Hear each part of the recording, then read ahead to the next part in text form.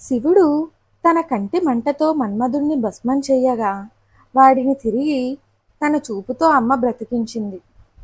అనగా కాముణ్ణి బ్రతికించే మందు అమ్మవారన్నమాట. బండాసురుడు యుద్ధంలో మరణించాక అమ్మవారి దగ్గరకు దేవతలు చేరి రతి సమేతంగా చేతులు జోడించి దేవకార్యం కోసం మరణించిన మన్మధుడిని బ్రతికించమని ప్రార్థించారు. కాముడిని సంహరించడం వల్ల ప్రయోజనం లేదని, లోక సృష్టి జరగడానికి అతడు అవసరమని వారు వేడుకున్నారు. అమ్మవారు కరుణించింది, మన్మధుడిని బ్రతికించింది. ఇక్కడ ఒక అంతరార్థం గ్రహించాలి. శరీరాలు ఎన్ని ధరించినా కోరికలు చావవు, కర్మలు చెడవు. అందుకే తనువులు పైక్కిన చెడవు తన కర్మంబుల్ అంటాడు పోతన. మన కర్మలను రేకెంతించే కామాన్ని జయించాలి. శివుడు మహాత్ముడు కనుక కాముణ్ణి సంహరించాడు, కామాన్ని జయించాడు.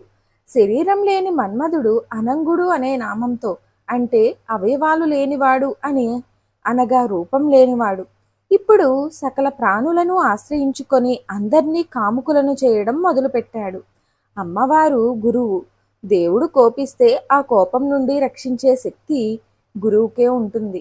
సదాశివుడు అమ్మవారిని ఆశ్రయించి శ్రీ విద్యాదీక్ష స్వీకరించినవాడు. ఆయన సమయాన్ని బట్టి మన్మథ దహనం అవసరమైంది. మరలా ఇప్పుడు అతని అవసరం లోకానికి ఉంది గనుక గురుస్వరూపిణి అయిన అమ్మ అతడిని బ్రతికించింది.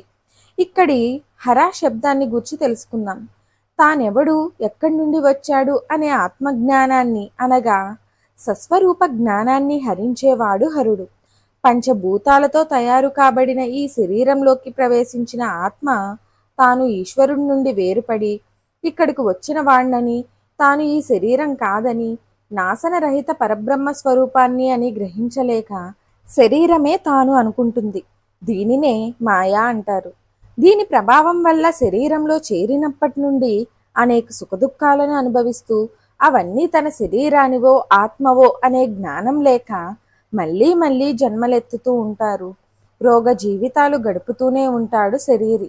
ఈ భయంకరమైన అజ్ఞానానికి అమ్మవారు మాత్రమే చికిత్స చేసి కాపాడగలదు. మంత్ర ప్రయోగం ఫలితం తెలుసుకుందాం. ఎప్పుడూ దుఃఖాలే తప్ప సుఖం లేని జీవులు ఈ మంత్రాన్ని పౌర్ణిమ, అమావాస్యలలో 1000 సార్లు జపిస్తే దుఃఖం తొలగిపోతుంది.